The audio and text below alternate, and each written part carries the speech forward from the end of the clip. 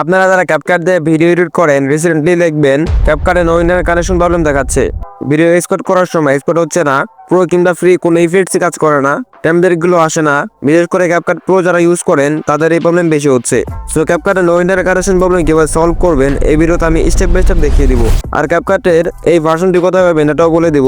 যারা legend already বুঝে গেছেন আমি কোন ভার্সনের কথা বলতেছি। তো আর কথা না বলে মূল ভিডিও শুরু করি।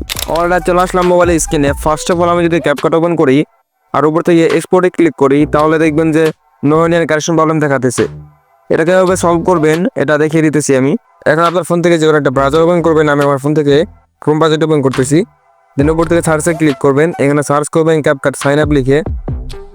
ফার্স্টে যে ওয়েবসাইট আসবে ওয়েবসাইটে ক্লিক করবেন। দেন দেখবেন একটু লোডিং নেবে।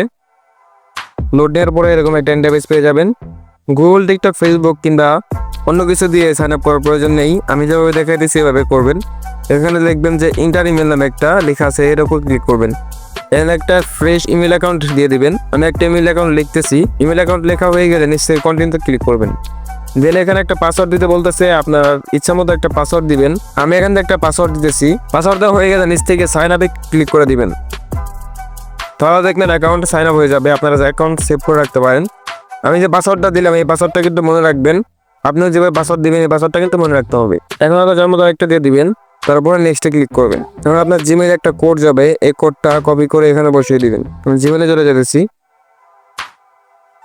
এখানে একটা কোড চলে আসছে, এই কোডটা কপি করব। কপি করে নিলাম, দেন এখানে পেস্ট করে দিব।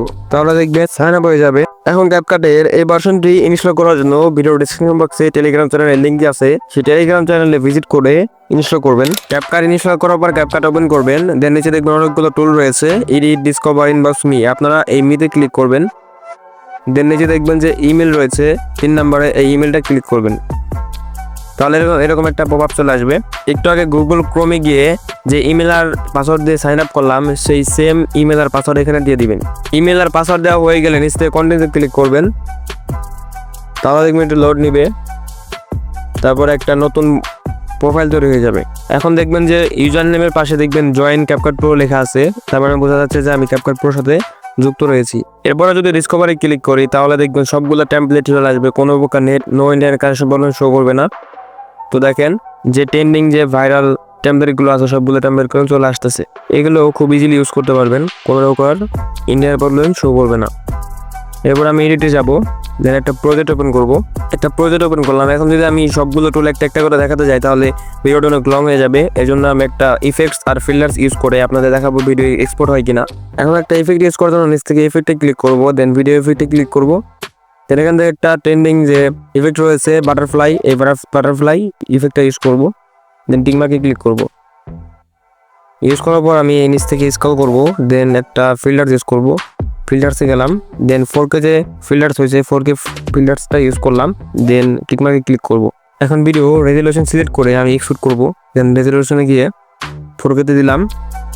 এর উপরে যে আলট্রা এইচডি রয়েছে এটা অফ করে দিলাম। এটা দিলে পরে আর সময় লাগবে না এক্সপোর্ট করতে।